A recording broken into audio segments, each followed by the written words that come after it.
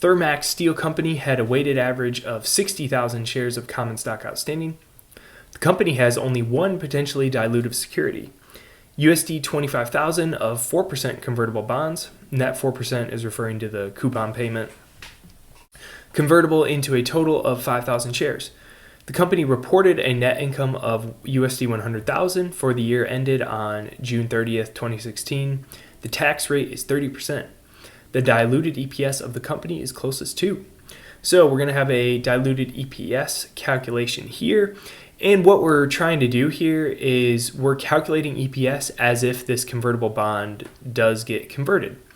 So we have 25,000 and 4% coupon, and that can be converted into 5,000 shares.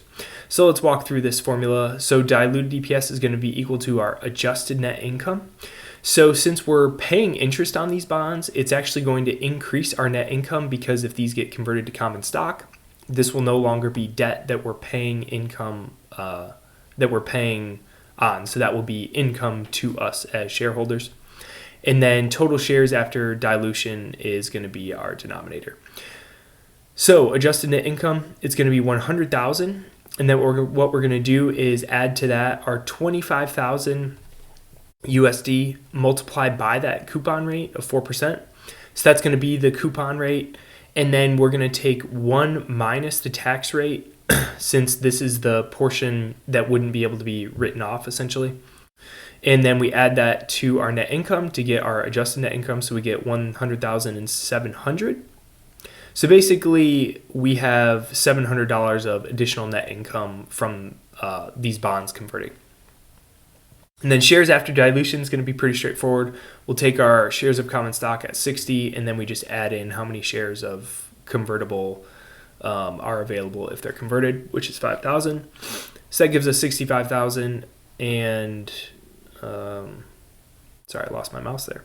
So we're going to do 100,700 divided by 65,000 gives us 1.5492, which is going to round closest to answer A, 1.55. XYZ Equipment Limited has made the following inventory purchases during the first quarter of 2017.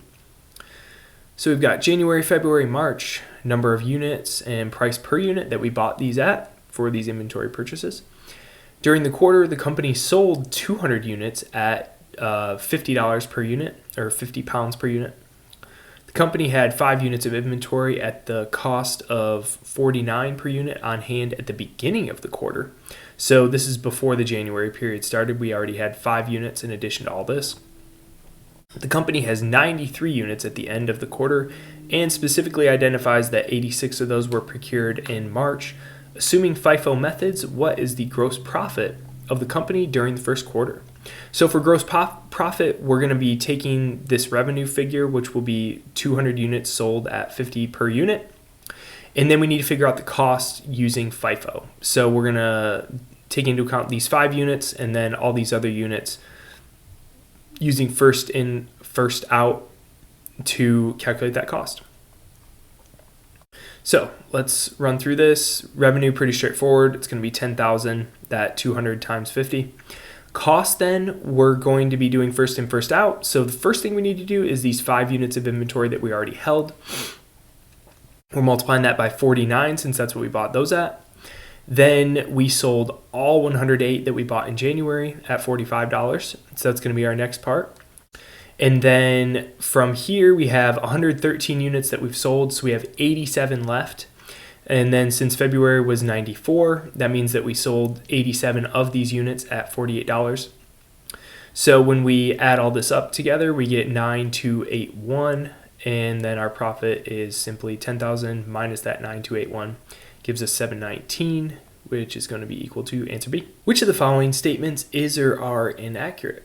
So we've got 3 statements here, and then we need to determine whether 1, 2, and 3, or all 3 are inaccurate. Post-employment benefits and warranty expenses result in a deferred tax liability. This is going to be inaccurate because this actually results in a deferred tax asset. We're having to recognize these expenses before they're actually deductible for tax purposes. And when we do that, it's going to create an asset because we should get that money back in the future or have savings relative to other taxes we have to pay.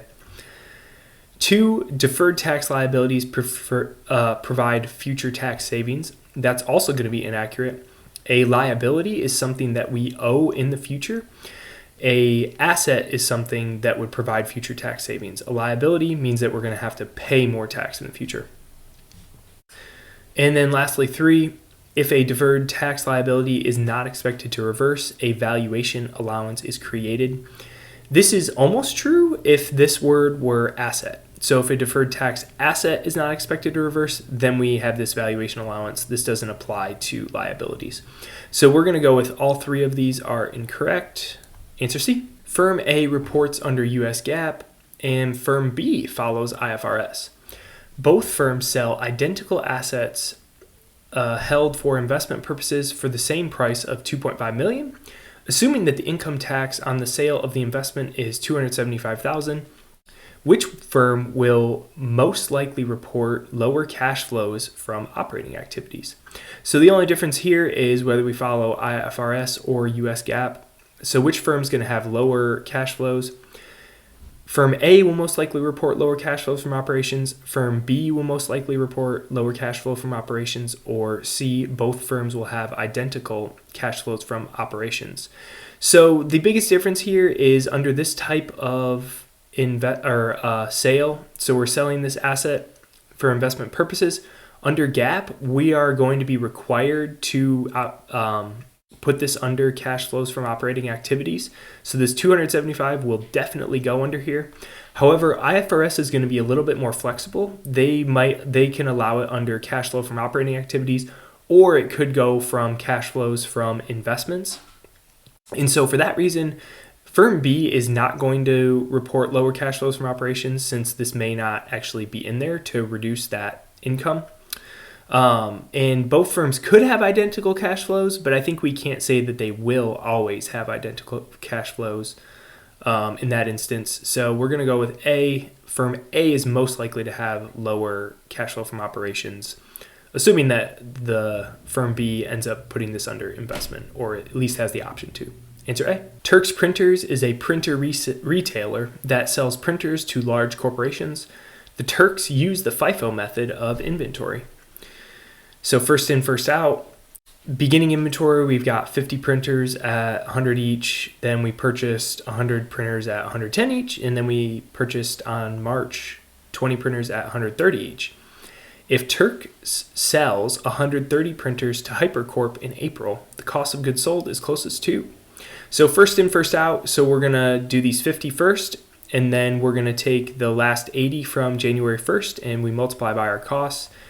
And that's going to give us our total cost. So 50 times 100 for that cost, we sold all these, and then 80 at 110. When we multiply and add that through, we get 13,800, which is going to line up right there with answer A. Baskin Ice Cream's net income for the year ended 31st December 2016 was USD 1.75 million. The following are the details of the common stock of the company. So we've got shares outstanding, repurchased, issued over various dates over the course of this year. The company declared and paid USD 450,000 of dividends on preferred stock. What is the company's weighted average number of shares outstanding? Okay, so we're going to be looking at this table very specifically and trying to figure out this weighted average number. So essentially what we need to do is figure out how much of the year they had 96,000 shares and then what that changed to here, what that changed to, and then extrapolate that across the total for the year. So let's walk through this. For 4 out of the 12 months, we had 96,000. That's what this first line is telling us. So from January 1st until May 1st, which is 4 months, we had 96,000 shares. Then from May 1st to August 1st, we had repurchased 16,000 shares. So that would bring our 96 down to 80. So that's a 3-month period, and it tells us that we're going to need to multiply that by 80,000. Then on August 1st, from then until November 1st, that's going to be another 3-month period. We issued, which means we put more shares out there, 40,000 shares. So that's going to get added to that 80. So for 3 months, we had 120,000 shares.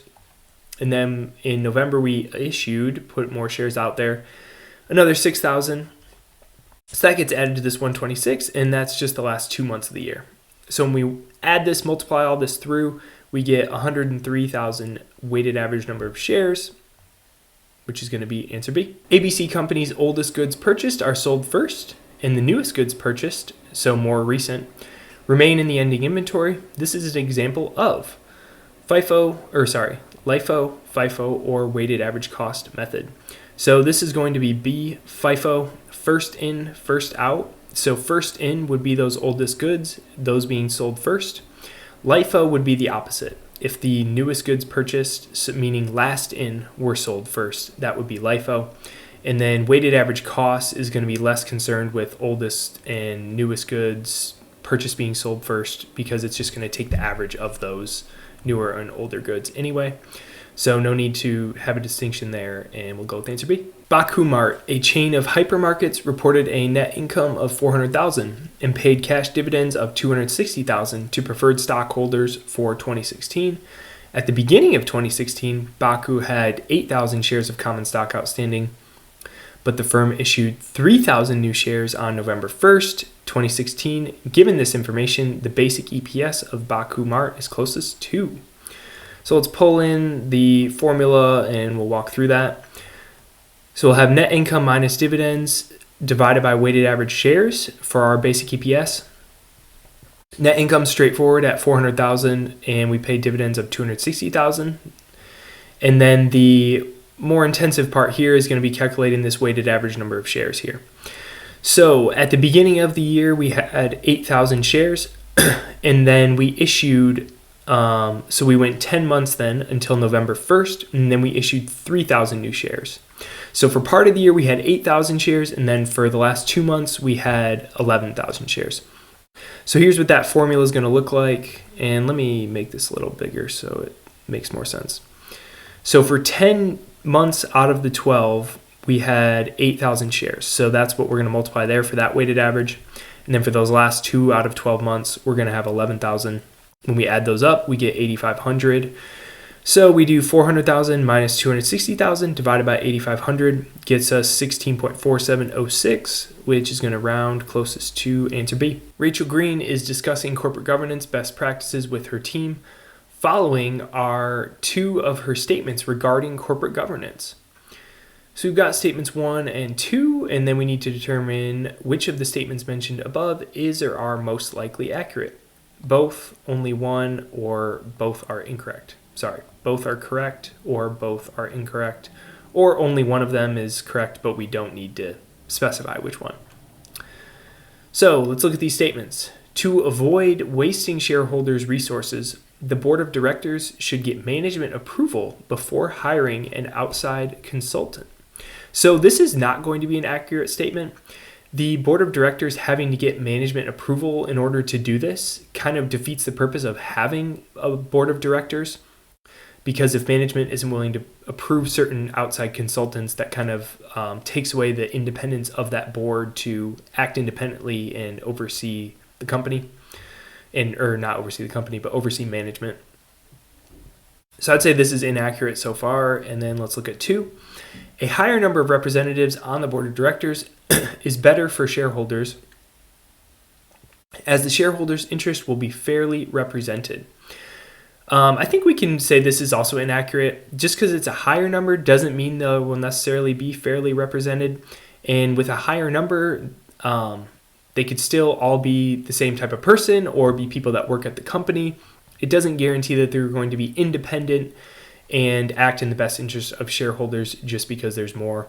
So I think we could say that one is also inaccurate, which would lead us to answer C. Both statements are incorrect. The cash flows from a project are presented in Exhibit 1. So we have the project's cash flows. We have that outflow in year 0, so that's our initial investment, $22,000. And then in years 1, 2, 3, 4, and 5, we're getting these positive cash flows back from that investment.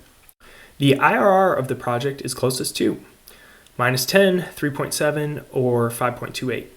So we're going to be using our calculator for this, and it's going to be pretty straightforward. We're going to be plugging in all of our numbers to this cash flows function. So our cash flow 0 is just going to line up and cash flow 0 through 5 are just going to line up right here. So cash flow 0, we've got minus 22,000. Cash flow 1, we have 5,000. Cash flow 2, 10,000. And notice we have frequency of 1 for each of these since it's only 1 year each. 3,000, 6,000, and then 1,000. Then we'll just double check, make sure we don't have any more cash flows in there. And then once we have all that information in there, pretty straightforward, we'll just hit IRR and then compute, which gives us 5.2787, which is going to round closest to answer C.